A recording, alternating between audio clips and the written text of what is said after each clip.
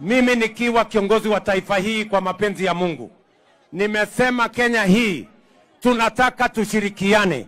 Ni mapenzi ya Mungu. Hakuna jamii iko katika Kenya hii kimakosa.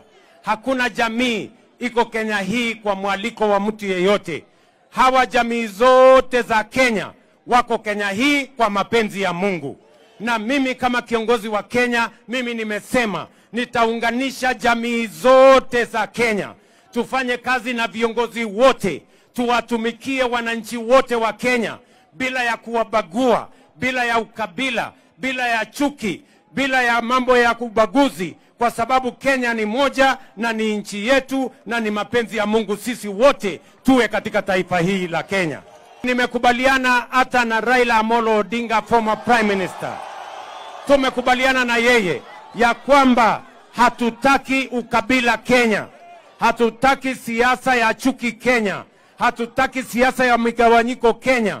Inaturudisha nyuma, inatugawanya, inaingiza chuki katika taifa letu la Kenya. Na ndio mimi nawauliza jameni, kwa unyenyekevu, wananchi wa hapa Kayole, tuungane, tushirikiane. Mimi nataka niwaambie hivi, hii serikali ya Kenya inatutosha sisi wote.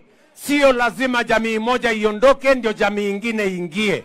Sisi wote tunatoshea hapo ndani. Jamii zote za Kenya zinaweza kushughulikiwa mahitaji yao na matakwa yao na serikali hii ya taifa letu la Kenya. Nimemwambia governor apangane na waziri wangu wa barabara ili barabara ya Eastlands, nimetoa shilingi bilioni 2 ya kutengeneza barabara zenu za Eastlands hapa. Na governor yuko hapo na wabunge watapangana tuhakikisha kwamba Eastlands inakaa kama city ya Nairobi, haikai kama mahali pachafu.